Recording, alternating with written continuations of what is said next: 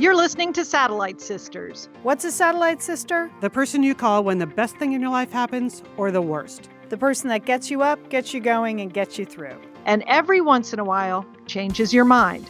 This podcast is part pep talk, part weekly check-in. Like grabbing coffee with a friend. Thanks for being here. Welcome to the Satellite Sisterhood.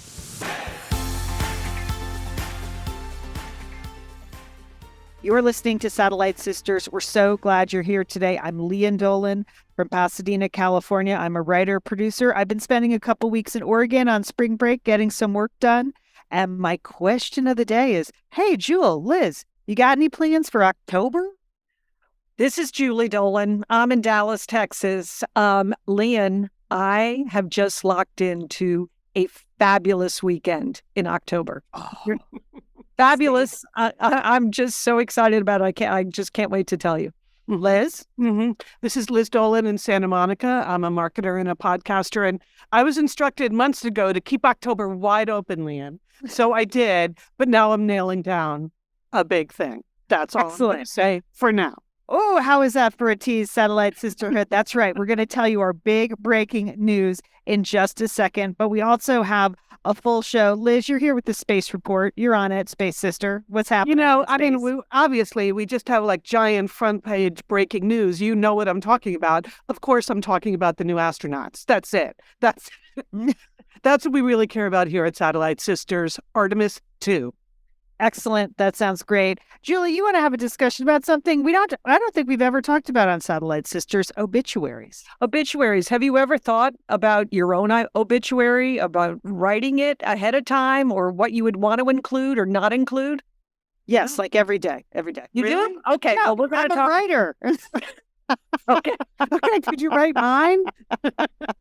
Yeah, I was counting on you writing mine too. Okay. Sign me up. Lian's the youngest. Okay. All right. That's right. Our chances. That's a good system. Yes.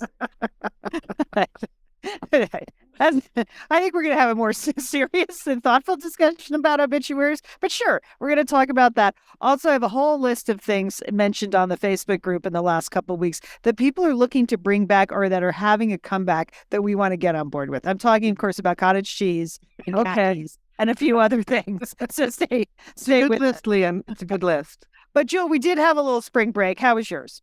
Well, I would like to personally thank Gwyneth, Taylor, and Bethany, okay, for a fabulous spring break. Thank you, ladies. You really helped me out. I didn't go anywhere, but I have to say, Gwyneth and the whole ski crash trial, the hit and run collision on the bunny slope. Now, I have a position about TV trials, which is I try not to get involved with them at all because usually they involve very serious crimes, and I don't really feel like it should be entertainment. I mean, I feel like it should be serious jurisprudence. Mm-hmm. Leave it to the judge, the jury in the courtroom. So I don't get involved in this. But somehow during spring break, I just couldn't get enough of Gwyneth and the trial. Liz, I don't know. Did you watch any of it? Well, I did. I kind of got caught up towards the end. Yes. Mainly for the fashion moments, because that's how I didn't know it was happening until it started appearing in my Instagram feed. And then I got sucked into more of the details, of course. Yeah, I mean, Gwyneth had wholly inappropriate, low-key rich wardrobe for the entire I thought trial. it was perfect. She was trying so hard to be appropriate, and yet somehow she was inappropriate because she was so high-styled. Okay? Okay. I loved the Clark Kent look-alike lawyer that she hired. Did you see that young guy? He was cute. How about the ski crash animation? You can see I went very deep on this shallow tone. You did. Of course, certainly enjoyed when she said, I lost a half day of skiing. Yes. I mean, it's just, we're going to be set for at least a decade. Or what about I wish you well moment at the end of the trial? Oh my gosh. It was. You got to give her credit. It was just full Gwyneth. Every single second, everything she wore, everything she did, all of her movements. I also enjoyed it. And I think the trial itself was fairly low stakes. So that's sort of your point. Yes, Julie, right? yes. Which so I could enjoy that.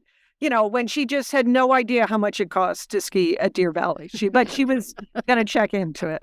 I mean, she just couldn't help herself. It's just to be this like privileged white robot. She just couldn't help herself. So, but I do think justice prevailed at the end, and I think that the jury. I want to thank them and the judge. They did a wonderful job. Okay. So it felt to me like the major issue always was who's responsible, the uphill skier or the downhill skier, right? That was the whole thing. yes, And we all know from being skiers, the uphill skier is always responsible. I know. Right? You know, you don't need a jury. Okay, you got a jury. But anyway, so that's what I would say. Right. Now, justice was done. Justice was done. The second person I'd like to thank is Taylor Swift. She was in town for 3 days for her concert. Okay. People didn't care. We had a tornado watch on Sunday night. The Swifties did not care. They went to the stadium. They saw it. Okay. I did not have tickets, but I appear to be the only person of everyone I know who did not have tickets to Taylor Swift. So I feel like I went to the Taylor Swift concert because I saw so many Instagram, Facebook posts. I heard about what people were wearing. I saw they were wearing fringe and sequins. They had their little cowgirl boots on, all ages going, dads taking daughters, mothers and daughters going. Of course, Taylor donated to the food banks here. She just did everything right, okay? Mm-hmm. And it was just, I spent the whole weekend listening to music. I loved it. I studied her costumes. I felt so great. I mean, her costumes are amazing, and I spent time with my granddaughter going through the costumes, and that was really a bonding moment. So Taylor, you're number 2 on my list. You really helped me out over spring break. And then I want to bring it on home with Bethany. Of course, I'm talking about Bethany Frankel, from Real Housewives of New York and Skinny Girl lines of alcohol and everything else. Julie, this surprises me. I did not know you were a Bethany Frankel. No, I wasn't. Of course, I'm not Lian. But in the Instagram algorithm god said, yes. Julie Dolan wants to know more about Bethany and her Glam or Sham series. Okay. Have you seen this? What is that? Oh, my God. Apparently the algorithm thinks less of me. I didn't get any of that. I don't know which way it is. You may think less of me. Bethany's Glam or Sham series. She's in her Aspen closet.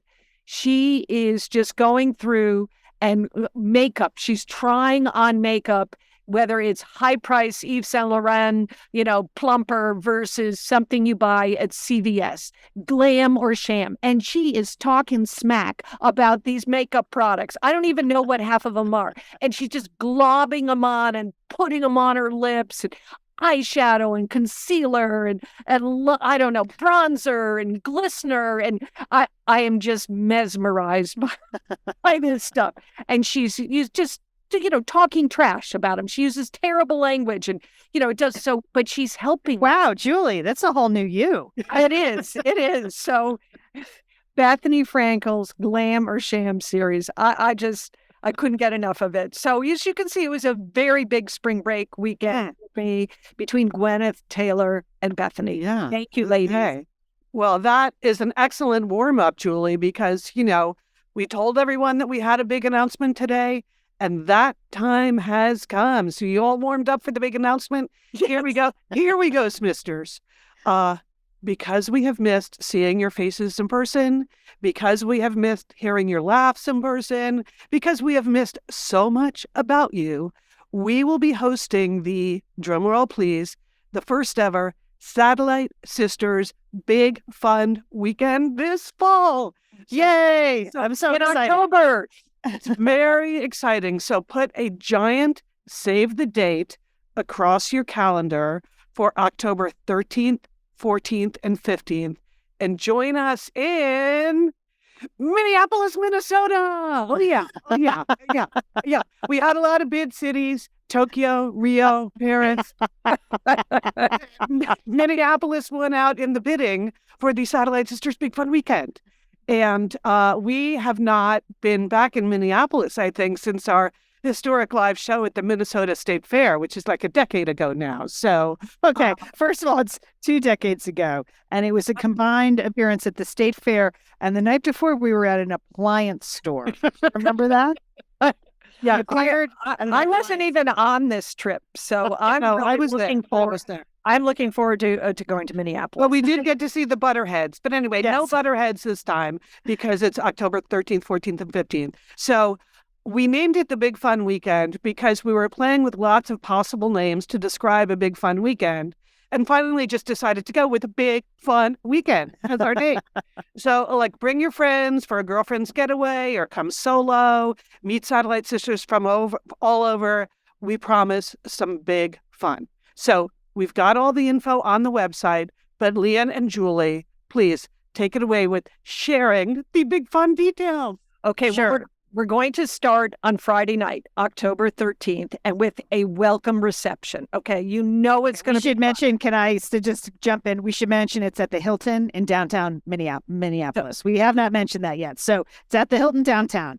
Okay, Julie, go for it. Starts Okay, Friday night. Go. Friday night, welcome reception. We're going to have drinks. We're going to have appetizers. We're going to play Satellite Sisters trivia. There's going to be some other ice-breaking activities as well. I haven't told my sisters about that, but I love icebreakers, so I'm sure I'll throw one in there. But that probably is going to be at a downtown location.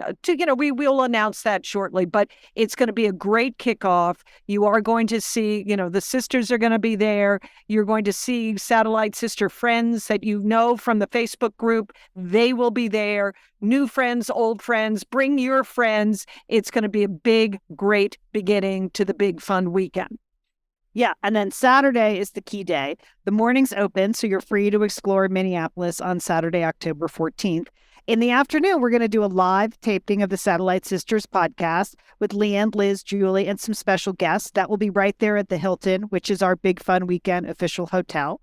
And then Saturday evening, it's just a big, fun dinner party and dance party. You'll notice there's no learning at all. There's no breakout, no learning.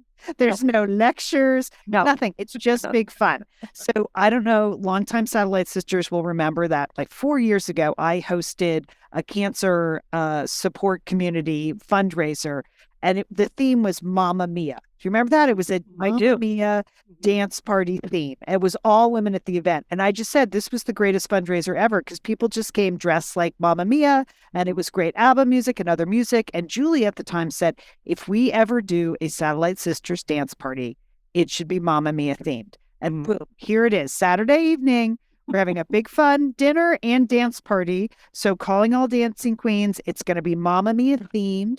There's going to be dancing with the DJ. We're going to have a costume contest. There possibly will be a dance off. We're already talking about having a tablescaping competition. And then there'll be a big fun weekend group photo. I mean, that's it. It's just fun. It's just a big fun Saturday evening. And then I'm working on my costume already. I think you got to go big. Okay. Yeah. Big is one of the themes of the weekend. So I mean, don't go halfway with your Mamma Mia costume. Okay, really, really go big on it. That's we want to see those platform shoes. We want to see lame. We want to see fringe. We want to see Overalls, right? Overalls are. we're overalls. Yes. Yeah, we want it all. Okay, and then Sunday morning we're going to have a no-host coffee, final farewell. And, we're just going to be sitting around, all of us together in all of our friendship. And we're just going to be talking about all the fun we had at our big fun weekend, right? Yes, exactly. And along the way, we'll add some other surprises. We're still working on the plan. We're so happy to have an excellent event producer working on this. So it's not just the three of us. Sarah Alice is helping us, and she helped us put together this weekend and figure out the ticketing. So here's the deal. How do you get tickets? Well, the tickets are going to go on sale April 15th. Okay, that's why we said save the date now. We're giving you time to plan, to call your people. The tickets will go on sale April 15th at our website. The tickets for all the events will be $299. That's it. That's all inclusive of everything we just described. And there'll also be a swag bag, and there'll be some Satellite Sisters commemorative item that you can take home. So that's great. And then the hotel at the Hilton, it's a great deal at $209 a night. That's where it starts. And you can pile quite a few people in that room for $209 a night. Don't tell the Hilton we said that. Yeah, that's a great deal for a really nice downtown hotel. So it's $299 for tickets to all the events, and then the hotel is a separate $209 a night. It starts April 15th is when we're going to sell tickets. And for the first month of ticket sales, we're going to have a contest because we want you to buy tickets before Mother's Day. It's a great gift for yourself for Mother's Day, or to have your family buy for Mother's Day. So next week, we'll announce the prize for that. But that's it. It's going to be a huge, big, fun weekend. Minneapolis, Minnesota, October 13th, 14th, and 15th. I think the idea, Julie and Liz, is you can come with your Satellite Sisters, with your friends, with your daughter, mother-daughter, that's fine. Or you could totally come solo. And we're going to for people through an app for people to connect before the event. So if you buy a ticket and you're wondering, what do I do if I don't know anyone? You're going to be able to meet people before the event. So I know. And then we're going to have icebreakers too. Icebreakers. Right? Don't worry. Name tag. It's going to be so great. Yes. Yeah. Oh, and one other note. We know we have a lot of Minneapolis listeners. Come to stay at the hotel. It's going to be like a big fun sleepover. We want you to like staycation with us. Okay, Minneapolis, we're going to make it worth your while. It's going to be good. Yeah. Oh, Liz, that's a great point. So this is it. For details now, if you want to reinforce what we just said, you can go to satellitesisters.com. You'll see our fantastic logo on the homepage. Thank you, Emily, for designing that fun logo. I think it's going to put you in the mood right away. And you can click through to all these details. There's a frequently asked questions section. You'll get information on the tickets in the hotel, but both those buttons will not be live till April 15th for buying the tickets and making the hotel reservations. But you can go get all the information you need. If you want to stay up to date, also subscribe to Pep Talk. There'll be information in there this week that you can forward on to your Satellite Sisters. If you're trying to get a crew together, we're thinking about a weekend with your girlfriends anyway. We've made the planning easy. We picked the location, the hotel, the date, and we're going to have a DJ. So what more do you need for a Satellite Sisters girlfriends weekend? So that's it. Everything's on the website now. There'll be obviously a lot more information to come. October 13th, 14th, and 15th. We would love, love, love to see you in Minneapolis, Minnesota. Woo! All right, stay with us.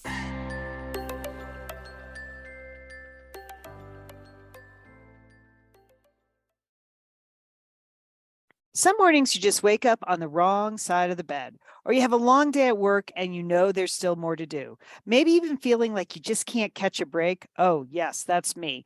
We never know what type of day we're going to have, but Calm can help you handle every day. Liz, we love this Calm app, don't we? You and I both use it, and we both use it differently. It's a meditation app, but it also gives you sleep stories and relaxing music tracks. You can do daily movement sessions. There's just a lot of different ways you can use the Calm app. How do you use it, Liz? You know, Lee, what I like about it is that there are a lot of choices, but they're all super simple. So when I open my Calm app, first of all, it says, "Good morning, Elizabeth." I appreciate that.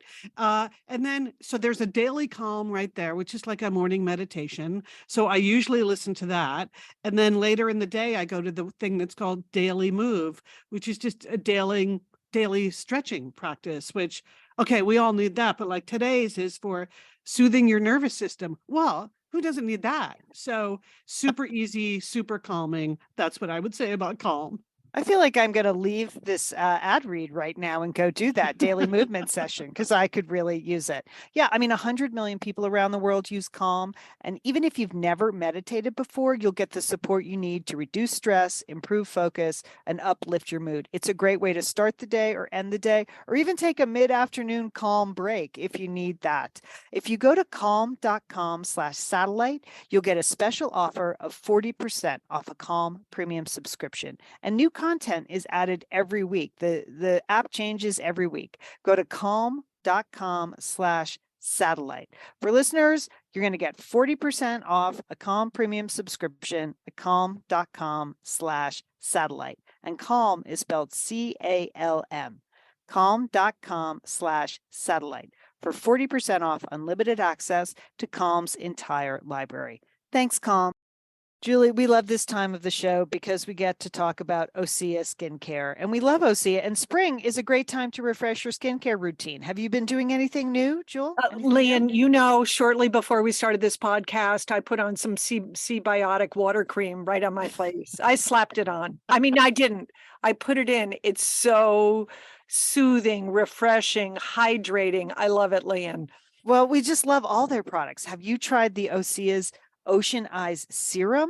Okay, you know we love a serum here. And Yes. this is a serum that comes in a cooling roller ball. So serve Talk rollerball to me, Lian, because I love them. What a perfect applicator, right? Yeah, you just roll it around the eye area, and it's clinically proven to brighten the look of your eyes. It reduces the look of crow's feet and the under eye bags. Not that you have any, Julie, but just in case you did.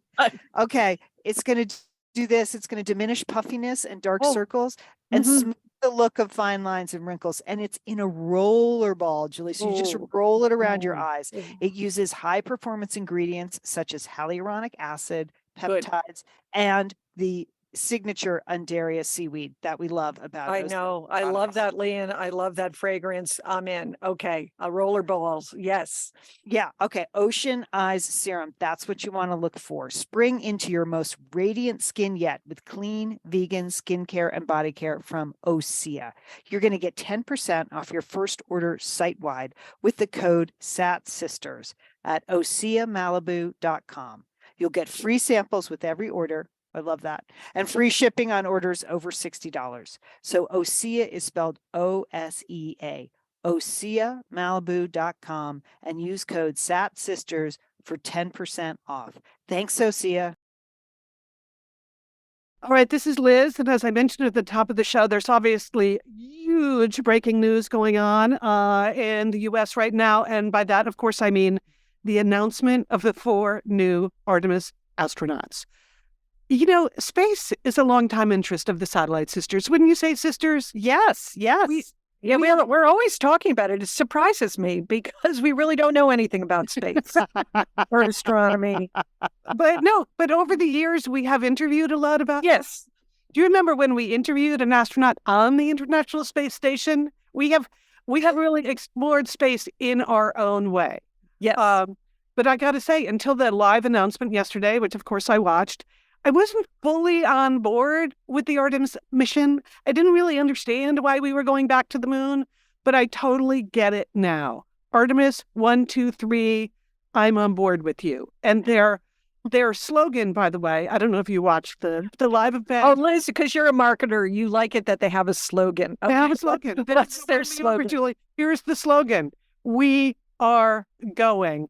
That's the slogan. Oh, that's good. That's the way I feel about Minneapolis in October. We are going. It's exciting. It makes you want to get on board. So here's the thing. There's Artemis 1, which was the uncrewed mission that was up there in December. You may have missed that. You know, when humans aren't on it, it doesn't get a lot of news. Artemis 2 is what they announced yesterday. So Artemis 2 goes around the moon, but does not land on the moon. And Artemis 3 will be landing on the moon at the south pole of the moon. So Artemis 2, there are 4 astronauts that are going to be on that. That will go sometime in 2024. They haven't really nailed that down. It will be a 10-day mission in 2024. And do you guys remember when the last time is that we landed on the moon? No. It was 50 years ago, 1972. Come on. Oh, my gosh. Yes. Really? Whoa. We are going. We are going. There could be some changes on the moon that we're not well aware of. Okay. Good. Yeah. And what's interesting about the missions, and again, why I all of a sudden got on board, is because the plan is, in various stages, they're going to land on the moon. They're going to build a place to live on the moon called Artemis Base Camp. So on the surface of the moon, there's going to be a base camp. And then above the moon, they are building a gateway in lunar orbit. So in the future, there's going to be a lot of coming and going. And the reason they're building the base camp is because it's from the moon to Mars, sisters. This is how we're getting to Mars, which of course is the most important thing. So, Lian, I think it's important for people to understand who Artemis is. Okay. You are the classics major in the group. So, Artemis, what's the deal with Artemis? This is just a really niche area of expertise for me, because not only was I a classics major, but I wrote my senior thesis on the goddess Artemis. No way. Chances. No What way. are the chances? We haven't seen that thesis. Are you going to bring it out at the next? I'm not. Family I'm not. event? Do I some think this is readings it. from I think this Okay. is my moment. Most people know Artemis. She's famously the goddess of the hunt, right? You could see her. You know her. She's got the bow and arrow. She's got the stag with her. In Roman mythology, she's Diana. But for a bunch of reasons, she's also the goddess of chastity. Okay, she swore a vow that she was never going to marry. And she's the goddess of the moon. So that's why they. So, Because I thought I couldn't see the chastity connection with. well, you know what? the It has space. to. It has to do with, think of the moon in terms of your menstrual cycles. So it's Ah. both literally the moon and figuratively, because she's also the goddess of childbirth and the goddess of childcare. But it all Has a to do lot of responsibility. huge responsibilities. I mean, it also like vegetation and wild animals. Like, she's just in charge of a lot of things, Liz, including the moon, both, physically, spiritually, and emotionally, the moon. So that's it. So, and she's the twin sister of Apollo, who, just gets a lot more, is a lot more famous than Artemis. Always. I think Always. it's- Yeah. a great, Always the man gets top billing. But it's a great tribute to her. So But they've already used Apollo, so Yeah. that's why they're using Artemis, right? There you go. Artemis's time. So Yes. what you may have noticed on your front pages today is they announced the 4 new astronauts, one of whom is a woman. So this is the first time a woman will go to the moon. Her name is Christina Koch, and we have actually talked about Christina Koch in the past on Satellite Sisters because she participated in the first all-female spacewalk. Remember when we talked about that? I do remember that, Liz. Yes. Yeah. Okay, that's Christina Koch. She also holds the record for the largest single space flight by a woman. She's been at the International Space Station for 328 days in the past. So that's the longest single space flight. She's got quite a career behind her. She spent a year on Antarctica studying stuff. She's been in Alaska. She's been in American Samoa. She's an engineer. Anyway, congratulations to Christina Koch. And I was super happy last night at the Final Four, if you watched the men's Final Four final game, when they announced the 4 new astronauts, because, of course, they were in Houston, Space City. They were in Houston. So all the astronauts got a huge cheer last night at the game. Did you see that? I did. That was very moving. Yeah. Just a reminder, like, these people are the real deal. Right. One's Canadian too, right? I think we should give shout out to Canada on this. Our good friends to the north. Okay. We're including them. Yes. Yeah. And this is one of the points I want to leave you with. I think when we try to think about who our role models are, especially in technology and science, we spend too much time talking about tech bros and not enough time talking about astronauts. So I think we need to commit to astronauts are the role models we seek in this era. So that's all I'm going to say is we are going. Sisters. Okay. That's a very good point, Liz. Mm-hmm. Turning to another topic, a good friend of our family and a good friend of Satellite Sisters, Jerry Marcus Smith, passed away this week, and she was surrounded by her family. Lian, you know Jerry from way back when, right? Right. She's the mom of one of my oldest summer camp friends. So my friend Courtney grew up in Dallas and I grew up in Connecticut. We went to camp in Maine and, when we were 10, 11 years old, and we've been friends ever since. And we've just interacted with the Smith family over the decades for years. Every time I went to Dallas, they were just so lovely hosting us for book events and just having us for lunch, and been to their house in Maine. So a very long friendship with the Smith family. And Jerry was actually on Satellite Sisters. Do you remember when she wrote a book about her dad, Stanley Yes. Marcus, one of the founders of Neiman Marcus? She and Allison Smith, her daughter, were on Satellite Sisters. I So, remember that. yeah, it's just been a really lovely relationship for many years. And we just saw her, if you were at our event in Dallas in October, Jerry was there, one of our honored guests at Rise. It was Yeah. lovely to see her in October. Yes. Well, she did. Jerry had an amazing life. It was a big storied life. And there was a beautiful obituary in the Dallas Morning News that, highlighted her professional and personal and civic accomplishments. But what I found so wonderful and so genuine and so life affirming were some of the small details that were in the obituary. She had a rescue cat named Pickles. That And made me cry. I I started know, cry when I heard that. but- I know. She, when she was in college, her parents sent her on a summer abroad program to Florence because they were afraid that she was about to get a marriage proposal. And they thought they wouldn't send. And indeed, she did end up marrying her beau.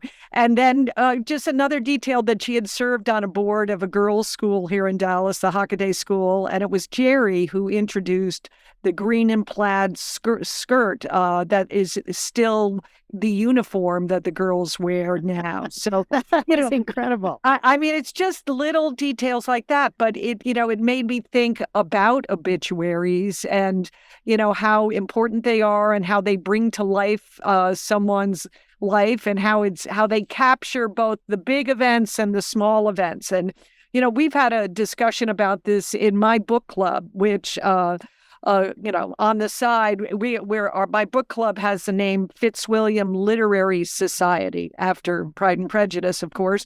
And the joke is we named our book club the Fitzwilliam Literary Society because we thought it would all look good in our obituaries, very prestigious, that we have this. Branding is everything.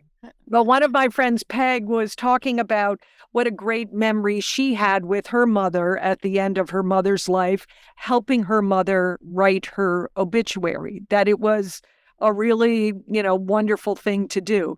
I mean, do you think about writing your own obituaries or think about what you'd want included in it? I don't think it has to be a morbid thing. Lian? I wrote mom and dad's obituaries. Yes. And I had never written obituaries before. And I found it to be such just a very powerful experience, to try to capture the essence of who they were with all of their accomplishments and lists of things and the facts and the figures that people want to know, but also the spirit of who they are as humans. And I just really enjoyed that process. I also found it really satisfying that was my tiny role in, the funeral, rites of my parents, that's what I did. I've been a longtime fan of obituaries. I read them every day in the paper. Rather, 99% of the people I do not know. I get a lot of story ideas and names from obituaries. So just incredible details in obituaries. So would I write my own? I don't know. But I love that idea of talking to the person who's going to write it. Yes. Like I wish I had that conversation with mom and dad. Yes. I know that I was thinking about their obituaries long before they died. So thinking about what I would write. So I think it's just a really lovely idea to sort of bring people in on that, because you want some of the big ideas, but you want the small things that humanize them. So Right. I would, I'll start taking some notes this week, but I think a great obituary is it's just a great legacy. How about you, Liz? Do you think about that, or have you No. thought about? No. Never once have I thought about that. It's a good thing to think about. No, I'm really just thinking about all that time we spent with mom at the end of her life, right? We knew she was dying. It's not like it came as a surprise. We all spent a lot of time with her during those last couple of months. It would have been great to have the conversation, even if it's not what do you want in your obituary, but to have the conversation, how would you really like to be remembered? Right. What was most important to you in your life? That would have been a good conversation to have. Mm-hmm. But, I just remember mom at the end, she just kept saying, can you believe this is happening? I know. Remember how much she said that? She just, She just didn't want to die. She just could not believe she was dying. So, so I think because of that, we missed an opportunity to have the bigger conversation with her. Yeah. Right. Her dad had Alzheimer's, so Yeah, he really was. that would not have been constructive. I mean, he made up a lot of stuff about himself in the last few years of his life. Yes. Yeah, but they had some good stories there. None of which were true, but The fact-checking process would have blown up a lot of his material. But I have thought about, like, I would like to have a nice portrait photograph taken of me. yes. Not a headshot that we have for Satellite Sisters, but a very nice photograph. And again, talking to some of my friends, one of my friends, Grace Ann, she's afraid her husband's just going to take one of the pictures that's on the refrigerator and slap that in the paper. I mean, being more intentional about, like, that you have a portrait that reflects who you are at the age you are. Right. Sometimes you don't have time to do that. I mean, I don't want to, have in my obituary a picture of me when I'm 20. It should reflect my whole full life. So that is something I've thought about, but I haven't really thought about writing my own obituary. But it is something to think about, and it's something, if you're caring for parents or caring for people that are at the end of their lives, that it can be a nice conversation, and I think it very memorable and meaningful. So that was, and certainly Jerry Smith's obituary was a lovely one. So we will be thinking of her and her family. Yes. That's nice, Julie. Yeah. All right. This feels really out of context now, but there were a couple of other things that popped up on the Facebook group over spring break that we just wanted to get behind, things we should bring back. And most of them are, well, let's face it, all of them are super duper mundane. But somehow a conversation about cottage cheese popped up on the Facebook group. And cottage cheese, Julie, you and I have talked about cottage cheese. We have been pro cottage cheese for a long time. It really seemed to disappear. It was like, the diet plate food of the 70s. Remember? Correct. Yes. Cottage cheese and 2 hard tomato slices, and that was your diet plate. But Julie, it is back in a big way. And you know why? Because Instagram. Instagram is just one big hack now. And one of the hacks they've been doing is cottage cheese ice cream. Okay.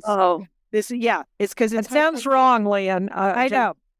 But it's just blend up cottage cheese and some strawberries and stick it in a freezer, and it's ice cream. But all of a sudden, it's like a whole new generation of people have discovered cottage cheese. So we stand by that. That's great. Yes. I would love to see more cottage cheese options available in the store. So go cottage cheese is what I say. Welcome back. Welcome back. Okay. Mary posted something that made literally all 3 of us separately laugh out loud. Mary wants to know, where have all the bran muffins gone? Okay. She was grocery shopping. She was looking for healthy breakfast bran muffins, good fiber, low cal. She went to 3 markets, bakeries, no luck. Is there a supply chain issue with bran? She wants to know. Are they not popular with the current age demographic? And this is my favorite part. Mary's like, I don't want to bake it. I just want to eat it occasionally. So Mary did not want your bran muffin recipes. She just wanted to know, where have all the bran muffins? They were used to be so popular. Don't you remember those giant bran muffins? Right? Everybody was eating those, right? Yeah. And why were they sticky? We don't know. Like, what was it? Honey that was covering them? They were I don't know. Delicious and branny, and it was just really, you could really just chew on that thing for hours. It was great. It was a scam. We were told that this was the most healthful breakfast you could have, and they were like, 3,000 calories. No, I know. And they were giant. Like, you could just see the muffin top on that one. Yes. All right. Louise commented, I remember eating a bran muffin the size of my head in the 80s and thinking they were so healthful. You're right, Louise. They were giant. They were everywhere. They were every deli, everywhere. We bring them back. Bring them back. If cottage cheese can come back, so can bran muffins. All right. And then finally, Debbie. All right, this is one of my favorite photos I've ever seen on Satellite Sisters. Debbie began volunteering at the Abraham Lincoln Presidential Museum in Springfield, Illinois. And she posted a photo of herself and the animatronic Abe Lincoln family. It was a little freaky. Didn't it freak you out when you first looked at it? Yes. Who are these people? They were not to scale, or Debbie is a giant. We don't know. Neither one is true. But so, but Debbie wanted to know, where have all the khakis gone? Okay, it's part of her uniform because they're cutting edge there in Springfield, Illinois. They're sticking with the khakis and the golf shirt. And she said the ones I've been wearing are at least 15 years old, maybe even 20. And she needs new, better fitting ones. And that's what I appreciated. She wants them to look great because she's at the Abe Lincoln Presidential Museum. Sure. So she's kind of a giant. She needs a 34-inch inseam, which to me, that would go to my head. If I had they would be over my head. So the consensus is that she can find them at LL Bean. But if anyone has any help, just help Debbie out. She wants some snappy khakis there to wear as part of. Oh, these are some real. I've got one word here. The word is Chico's too. Okay. Do they have khakis? Don't sleep on. Sometimes they have like stretchy khaki-ish. They pass for khakis, but be a little bit, a little bit more comfy, I think. Okay. All right. Good. Okay. Chico. There you go, Debbie. There you go. Lian, thank you for this report. Cottage cheese, bran muffins, and khakis. Couldn't do it without you on this show. We could not. Thank you.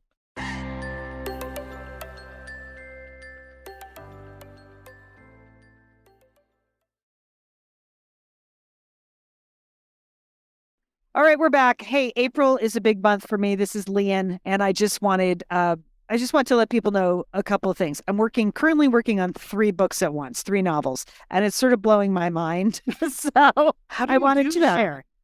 Liz, I have to tell you, it's blowing my mind. It is a little hard to do these things. Here's what's happening. I have a book coming out in paperback on April 18th. That is the paperback version of Lost and Found in Paris. Okay, that book is complete.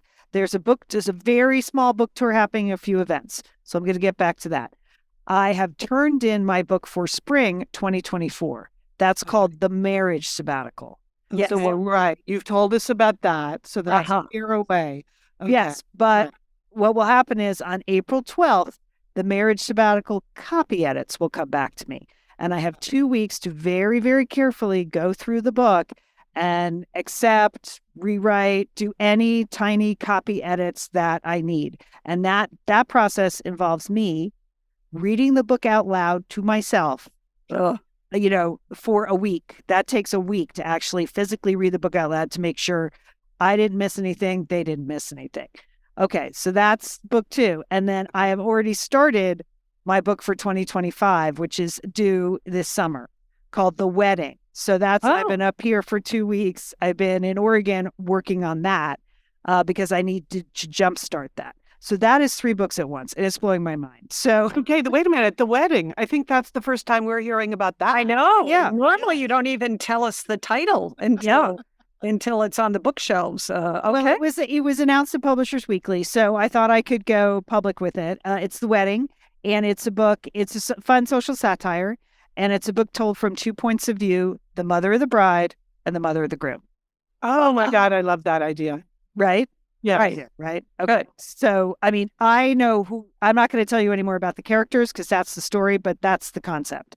So I am going to be following all things wedding for the next 6 months. So as I put this book together, but that it is kind of blowing my mind because I'm writing that now, but then I'll have to stop and do the copy edits for The Marriage Sabbatical while I'm also promoting Lost and Found in Paris. So here's where all things Paris are still. Maybe you could do like some color-coded system in your office. Purple for the Paris book, some other color for that Santa Fe book, and then obviously white for the wedding book. There you go. Color coding, Lian. It's an organizational tool. It's free. I gave you free advice. Okay. Well, also one of the keys is that for this paperback launch, I'm going to say this very gently. Like my publisher was on strike, HarperCollins, for quite a while. So the long story short is they're really not able to help me out on anything. So I'm doing all the promotion myself, putting together a few events, putting together some virtual events. That's why I hired our niece, Fiona Dolan. She's doing the TikTok stuff. Like I'm having to, it's a very DIY thing. So please don't say to me, oh, please come to Poughkeepsie. I'm not going to. I can't. It's all DIY. But I am doing some virtual events. So I'll be putting it all in Pep Talk. You can also sign up for my newsletter at Lian Dolan. I'll be spreading links around. Stuff will be free. We'll be doing some free stuff on the show. I'm doing the Literary Festival in Pasadena, May 6th and 7th, moderating some fun panels. I'm going to actually be on Martha's Vineyard on June 15th. You are? Okay. That seemed like a great idea in October. I mean, it's still a great idea, but I'm like, I got to get to Martha's Vineyard. I got to focus on that. I'm doing an event at the West Tisbury Public Library with my friend Liz, who's an artist. So we're doing like a presentation on creativity.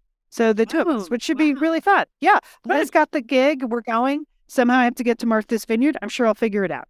But it's all great. But here's what I need. If you haven't bought the book yet and you're interested in reading it, it'd be great to pre-order it in paperback. That's a huge help. If you read it and you loved it and you want to share the link to pre-order or to order it in paperback, that's also a big help to me. Mm-hmm. If you have a book club and you want to recommend it because now it's in paperback and a lot of book clubs only read paperback, great. That's happening. Follow along on Instagram or on TikTok. That's great. So any help, I'll take any help. Anybody can get. I mean, it's going to be a great in paperback, perfect for summer travels. Yeah, perfect for travel. Right. Yes. Yeah. Travels, trips, beaches, lakes, you name it. It's going to be good. Yes. It's an art history mystery with romance and intrigue and rock and roll. It sounds like it makes you feel like you spent a week in Paris. That's what people say to me, and which is what I wanted. It's like taking a vacation in Paris. So Lost and Found in Paris, that's out in paperback April 18th. And then I'll keep you updated on the other books. But thank you, sisters. Thank you. Okay. Wow. That's a lot. That's head exploding time for sure. All right. Well, it is time for Entertaining Sisters. And I would like to thank Carrie in the Satellite Sisters Facebook group for making a suggestion back on March 10th. She just wanted to know, what's the plan for talking about the new season of Top Chef? That's what she wanted to know. She knew it was going to be an all-star season, and were we going to tackle Top Chef in the Facebook group? So I thought a lot about it. It's hard because people can sort of watch at their own pace, and there are spoilers with people getting eliminated. So here's what we're doing, Carrie and all, for Top Chef. One of my favorite things about Top Chef, so this is season 20, and it's an all-star season in London. But I just got to say, top chefs say the craziest things, right? I mean, I think when you actually watch that show and you listen to what they say, what the judges say, what the chefs say, they just say crazy things. And they are even crazier when you take them out of context. So what we are going to do in the Satellite Sisters Facebook group, there's one main thread that I have started, and I just want you to post all of your craziest sentences from Top Chef this season, totally out of context. That's the key. It's an out of context contest, right? So anything from a new episode this year in season 20, or somebody asked, Last Chance Kitchen, does that count? Yes, Last Chance Kitchen counts, even though I have not watched any Last Chance Kitchen yet. So you'll just go to the thread and you post your favorite crazy out of context sentence. And you can do that every week. You can do that multiple times a week. I put up a couple in the thread already. One of my faves last week was, I brush my teeth with mashed potatoes. Out of context, right?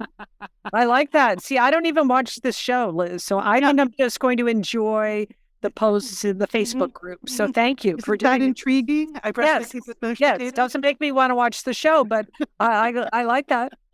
And then Danette immediately jumped in. She had a post.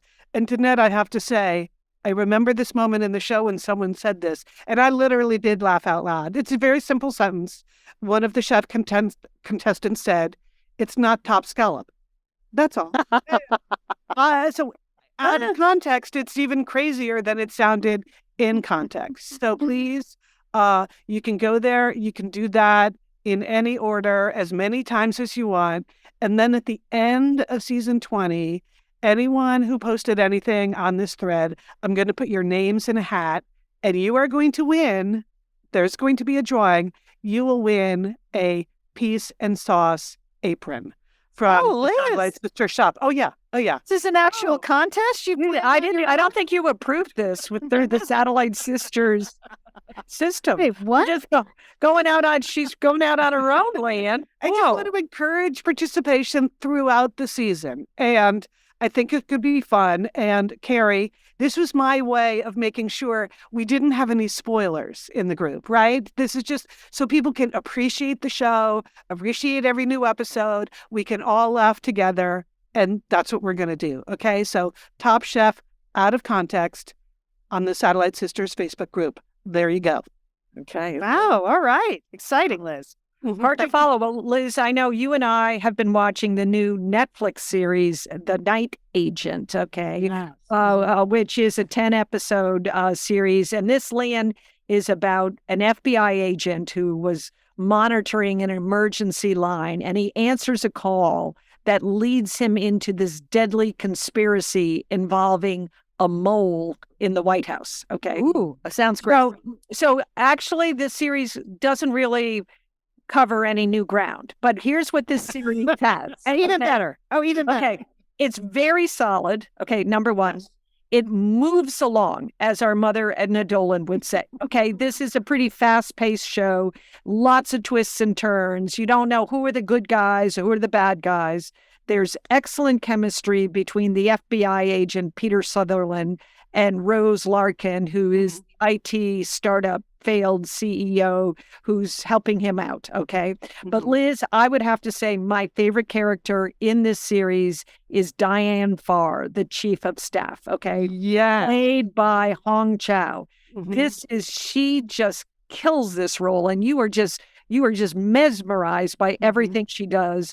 They have a pair of assassins in the show, Lian, and they tried to humanize the assassins, right, Liz? Right, Liz? Yes. They're trying to show the things the assassins do just for fun with each other. You don't normally see that. The whole life of the crazy assassins. They're trying to make them a more rounded view of Assassin's Land. So all in all, it's an excellent series. I think if you're looking for something where you don't have to think too hard, you have to think a little because you have to follow the plot, but it's a good, fast-paced, sort of a spy versus spy conspiracy kind of thing. I would give it 2 thumbs up, Liz. How about you? Yeah, 2 thumbs up. And I like the 10 episodes. That was just the right number. You know, I actually watched it in sort of 3 evenings, boom, boom, boom, to get through all 10. And I enjoyed it that way. Yes, and they are signed up for season 2. So if you enjoyed season 1, there will be a season 2. Now, Lian, I have a special show I want to recommend for you. You know how I love, how I love British crime shows. Okay, on BritBox. Okay, also through Amazon Prime. I have a new show for you. It's called The Majorca Files. Now, this is a British cop. And she's in the island of Majorca, which is a Spanish island. And she's paired with, get this, a carefree German detective named Max Winter. Okay, that's his character. Okay, and he has just decided to leave Germany, and he lives in Majorca. He wears loafers with no socks and drives around in a vintage BMW solving crimes. Okay, that's it. But the reason I like this, and I'm recommending it for you, is he looks a lot like your older son. Okay, like really, your son in like maybe 10 years. Okay, he's got kind of like a Brooks vibe about him. Like I can see Brooks as the carefree German driving around in the BMW with no socks on and wearing loafers. Yes. Anyway, I think it's a really fun series. They have very good chemistry together. There are 3 seasons of it. And I was sad when it was over because it was very enjoyable to watch. So that's called The Majorca Files. It's on Amazon Prime, BritBox. Oh, Julie, he does kind of look like Brooks. Yes, he does. Like yes, that's not that far afield. Yeah. Yes. Okay. There you have it. Okay. There's a good reason for everyone to watch. Yes. I mean, you got to recommend for certain reasons. Okay. Okay. Well, we haven't had time yet to talk about the new season of Succession, and we don't have a lot of time today to do it, but I just want to say the new season of Succession on HBO Max is so good that I've now become hooked on multiple podcasts about the new season of Oh, Liz. So this has become very time consuming for me because the new episodes drop on Sunday night on HBO Max. And then immediately I need to listen to now what are people saying about it? Because there are just so many lines in it that's hilarious. The one that I'm going to quote, which hang on, I had this right here in my notes, is in the first episode, the children, who we know are losers, but they're very rich losers. So, they feel like they can sort of do anything they want. They are trying to launch a new media company, and they describe it in one laugh out loud moment. Hang on. I put it in. They describe their new media project is called The 100, which is just such a tech bro kind of name anyway. And Lian, I'll pitch this to you. The 100 is Substack meets Masterclass meets The Economist meets The New Yorker. What do you think? Okay. So right then, this is never going to work. This is that, but it just shows how it positions them perfectly. Anyway, so the moment I hear people talking about Substack meets Masterclass meets The Economist meets The New Yorker, well, then you have to listen to media people talk about this. So my favorite podcast about the new season of Succession is from The Ringer, which is Bill Simmons's podcast network. And they have a series called the Prestige TV Podcast, where they basically do recaps and precaps of just their favorite shows. So The Ringer, they're posting they watch the show and then immediately either that night or the next morning on the Prestige Prestige TV Podcast, they get up their review. And what I like about them is it's Bill Simmons and a couple of other people who are just super smart. And they're basically just picking their favorite lines from the show and laughing out loud. It's not, they're talking about the characters.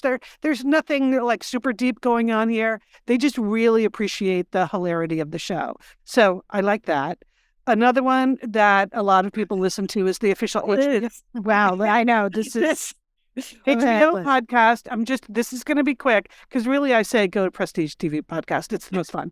But then, Kara Swisher, who does multiple other podcasts. Every other podcast. Yeah, if it's not, all the podcasts we don't do. Mm-hmm. So I hesitate to even recommend it, but she is doing one. She's the official HBO podcast. And she talks to people who are the showrunner, the writers, the people that are behind the scenes of the show. So she gets a little extra stuff. And then she also gets details from the media world or the tech world or that. So there's that. So those are the two that I would recommend. I'm going to skip the other two. When are you going to be interviewed on these podcasts, Liz? That's what we want to know. The Superfan podcast. Yes.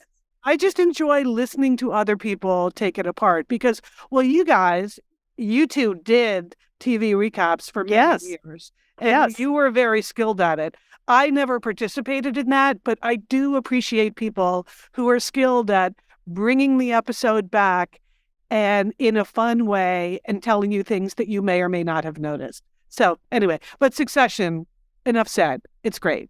All right. I've been working, so I haven't actually been watching that much TV. So I'm behind on a bunch of the stuff, but I can see I have my watching and listening list set. All right. We want to remind you, Satellite Sisters Big Fun Weekend, October 13th through 15th in Minnesota, Minneapolis, Minnesota. We can't wait. Be there. Liz, Julie, and I will be there. We want to see you. We want to see you and your Satellite Sisters. Head on over to satellitesisters.com for details and frequently asked questions. All right. What else, Liz? You want to wish people what's happening? Yeah. Well, it's a holiday weekend. If you're celebrating Passover or Easter, happy Passover or Easter. We just wanted to say that. All right, thank you, of course, to our engineer, Sergio Enriquez. Thank you to Emily Loudermilk for doing the graphics for our show and other graphics. You can see Emily's work at our Instagram account at SatSisters. To-dos. All right, here's my to-do. Okay, you guys, I'm in Oregon. We went skiing one day. I went skiing one day. I haven't skied in 5 years. I can tell you after that one day, every cell in my body hurt. I just was so Oh, really? of ski shape. Yeah. And I mean, I used to ski a lot. I just haven't skied a lot lately. I'd like to get back into it. So I'm giving myself a year to get back into shape for skiing. It may include foot surgery because just trying to wear ski boots with a bunion is very, very hard. It was a humbling experience. Thrilling, tons of snow, but humbling. So I got a year to get my ski jam back on. That's on my to-do list. It's a long view one. Liz, how about you? Okay, well, later this week, I am going on an Airstream adventure, which is not as adventurous as it sounds. I am meeting some friends at a campground that is all Airstreams. So Those look cute. I don't know if like sleeping in an Airstream is that good, but they look cute. Those look pretty. The key is I don't have to drive an Airstream, Julie. Right? Oh, yes, yes. The Airstream is parked and you just like show up and you check into it like a hotel room, but it's an Airstream. So, of course, we have the dog-friendly one in this campground. So Hooper and I will have our own Airstream. And then two of my friends who are down in Southern California visiting for spring break, they have an Airstream. And we're just going to like have an Airstream adventure parked in the campground. So that's it. That's about as adventurous as I'm feeling. I will report back on my Airstream findings next week. I'm curious. I'm curious because I've seen those and they look snappy, but I want to know about the sleep experience. Yeah, and they have like little fire pits outside. Oh, yeah. They look fun. They look good. I'm giving it a go. Okay. Mine, very simple, dyeing the Easter eggs. Okay. I have my Paz kit, old-fashioned Paz kit.